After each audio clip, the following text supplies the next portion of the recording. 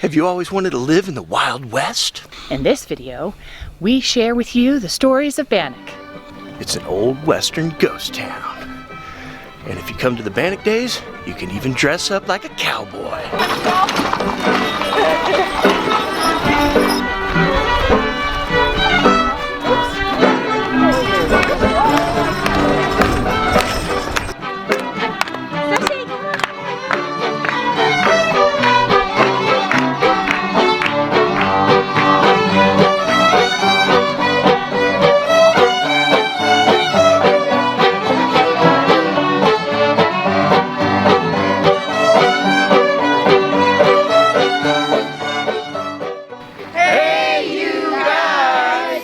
Thanks for joining us on another journey. Today, we're at a ghost town in Bannack, Montana. If you're new to the channel, this is April. Hey. And I'm Wayne. We do a video every Thursday. Hit that subscribe button and smash that bell. So sit back, relax, and enjoy the journey. How you doing this morning? Howdy.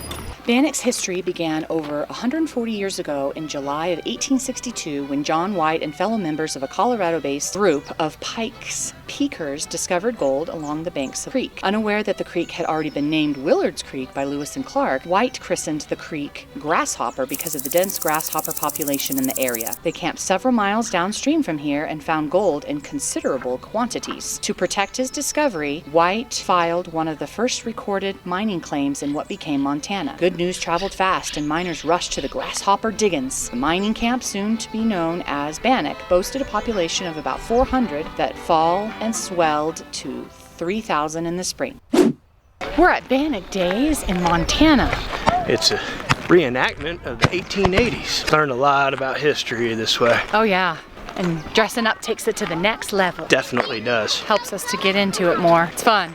We did a collaboration with Bridge Over Time. She dressed us up for the festival. Hi. It must be your Sunday's best. It is. Well, his wife made the vest. And the shirt. And the cravat. Beautiful. And the rest I make, but these are off the rack. So. I'm a lady that goes out on the town. I'm not just a servant. All right, T, Camille, step it up, guys.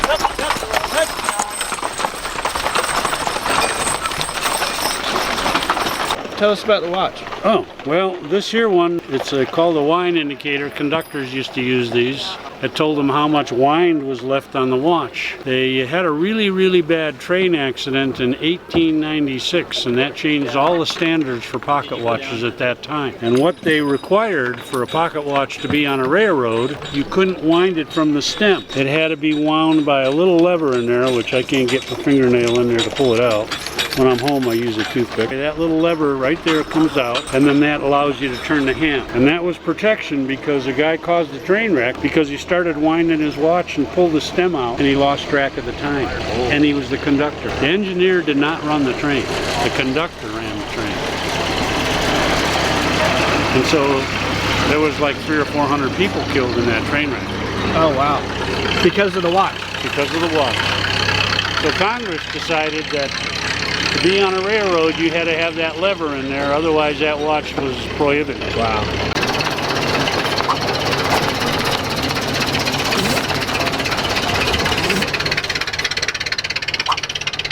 Well, basically, Bannack has ghost walks, and they're all based on true stories. And the particular story I'm in is a husband and his wife and children moved to Bannack. He was kind of a ne'er-do-well, drank more than he worked, and she got sick of it, and 4 days later she murdered him. Went to trial, and she was absolved of all guilt because basically everybody in town thought he was a jerk. And so she got away scot-free with it. Oh, wow. And that's a true story? It is a true story, yep. Happened just after the turn of the century, after the 1800s. So what's this festival that you do this in? It's called the Ghost Walk, Bannack Ghost Walk. It's a 2-day event in October, usually the weekend before Halloween. And they do it 2 nights. I believe it's a Friday and Saturday nights, and we do 2 performances each night.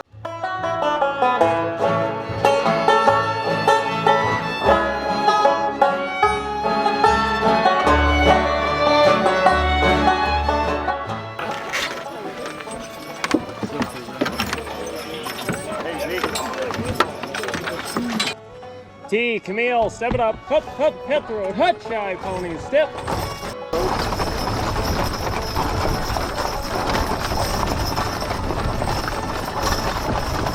Step around, Keith. Stagecoach coming through. Stagecoach coming. Heads up.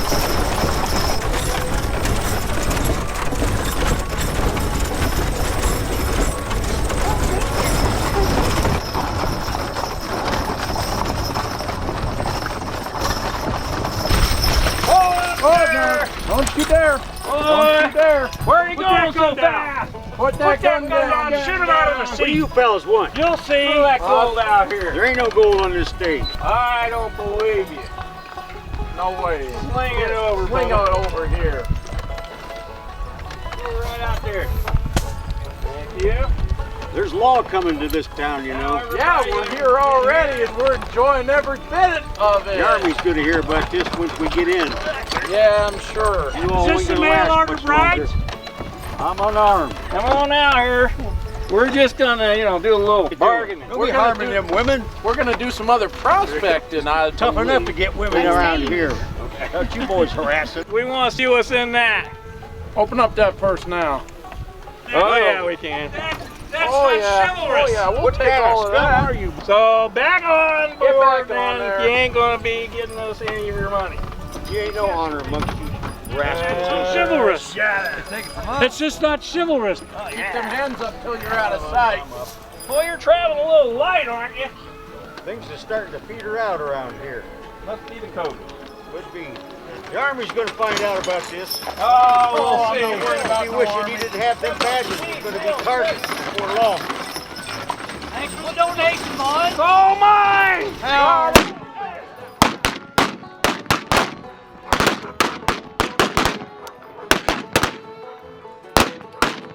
Well, Now you're out, boys. Just buddy up and we'll go get ourselves a drink. Hell no, I'm gonna shoot you.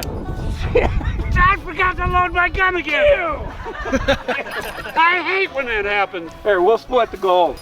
Well, Hey, it's a I big got a bag, hole too. in me. You got a hole in you. It wasn't for me.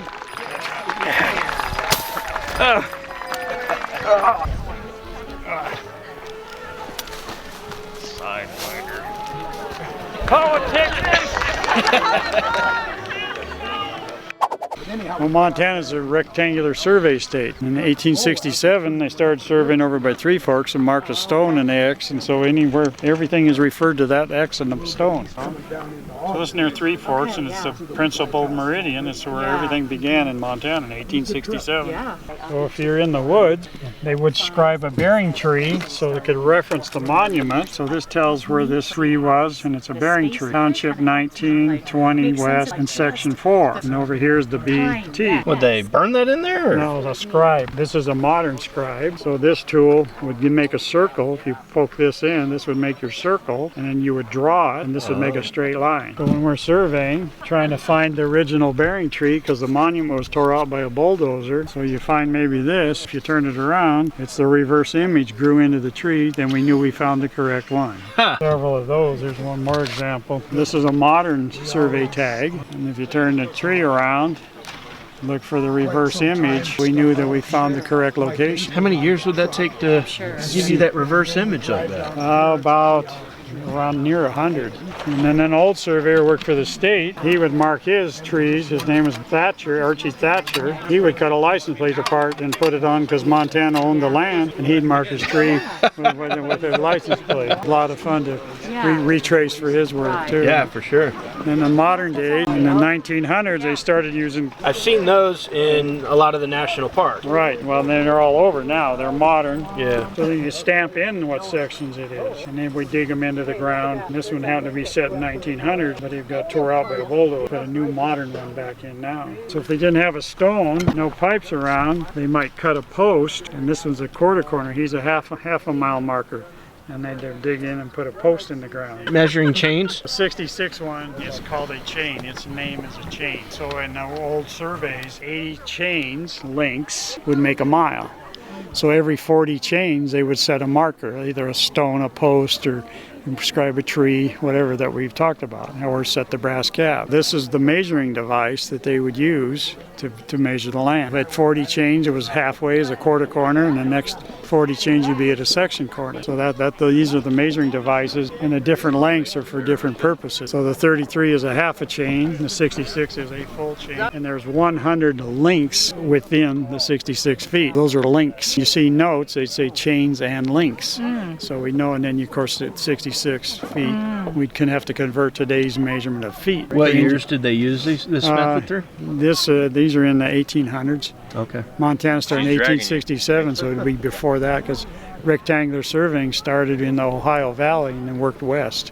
So by the time it got to Montana, it was pretty well perfected. This is all the surveying equipment that they used to use? It was representative of the type of equipment Lewis and Clark had. How long were Lewis and Clark out surveying? 1803 they went to Philadelphia, down the Ohio to the confluence, and then up the Mississippi to St. Louis. And in the spring of 1804 they took off from there and they went as far as Mandan, North Dakota. And they wintered in the Mandan villages in 1804. And then in 1805 they went on to the next winter at the mouth, near the mouth of the Columbia. Spring of 1806 they headed back over the mountains and then got on the Missouri and went all the way back to St. Louis because it's all downhill. Say you have 5 or 10 people in a service. They wanted it to sound like far more than just one person singing or a small group of people singing. And so the acoustics in here, you can hear the change almost immediately. Oh yeah, immediately. So what makes it so good? The thickness of the walls, type of stuccoing that they used, and just the placement of things in the room makes it so that the sound echoes. And it echoes upward instead of out. The other thing about this is this was the first Methodist church in the state of Montana. They had a circuit riding pastor that rode around to a bunch of different congregations, Brother Van. The acoustics in here are as follows. Amazing grace, how sweet the sound that saved a wretch like me.